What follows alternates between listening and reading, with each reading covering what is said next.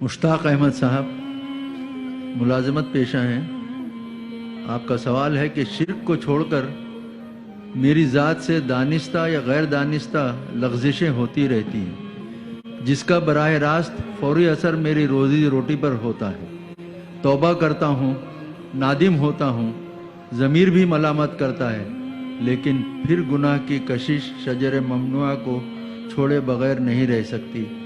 کیا انسان اس حد تک کمزور ہے؟ تدارک کیا کرنا چاہیے؟ تدارک کیا ہوگا؟ دیکھیے، تدارک تو یہ ہے کہ اپنے ایمان کو اور گہرا کیجئے، اور گہرا کیجئے، اور گہرا کیجئے.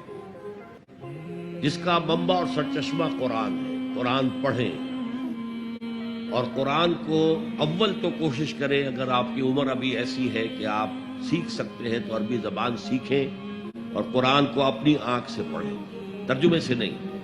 ترجمہ سیکنڈ ہینڈ نالج ہے. ترجمہ جب آپ پڑھ رہے ہوتے ہیں تو مترجم کی آنکھ سے قرآن پڑھ رہے ہوتے ہیں، اپنی آنکھ سے نہیں. تو وہ سیکنڈ ہینڈ نالج ہے.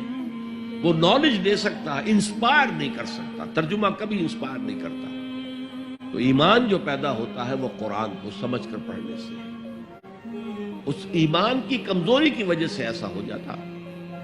اچھا، یہ بھی ہے کہ بعض طبائع جیسے کوئی جسمانی طور پر بہت قوی ہے، بعض جو کمزور ہیں پیدا ہی لاغر ہوتے ہیں اور پھر ساری عمر لاغر رہتے ہیں. ایسے ہی اندر سے انسان کے اندر جو قوت ارادی ہے وہ بھی بعض کی مضبوط ہوتی ہے، جو فیصلہ کر لیا ڈٹ گئے. بعض کی قوت ارادی اتنی مضبوط نہیں ہوتی. مثلا بعض لوگ سگریٹ چھوڑنا چاہتے ہیں، نہیں چھوڑ سکتے. 8 مہینے 10 مہینے پھر اس کے بعد جو ہے وہ دوبارہ عہد کر دیا.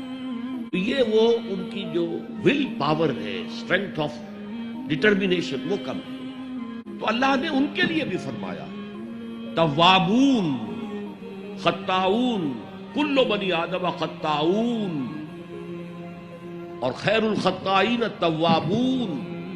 تمام انسان انتہائی خطا کار ہیں. ان خطا کاروں میں وہ ہیں جو توبہ بہت کرتے ہیں. اور ایسی حدیثیں موجود ہیں کہ جس وقت آپ نے توبہ کی، ایک دفعہ اس عمل کو چھوڑنا لازم ہے. اس وقت یہ ارادہ ہونا چاہیے کہ اب دوبارہ نہیں کروں گا. اس وقت دل کے اندر جو ہے پشیمانی ہونی چاہیے.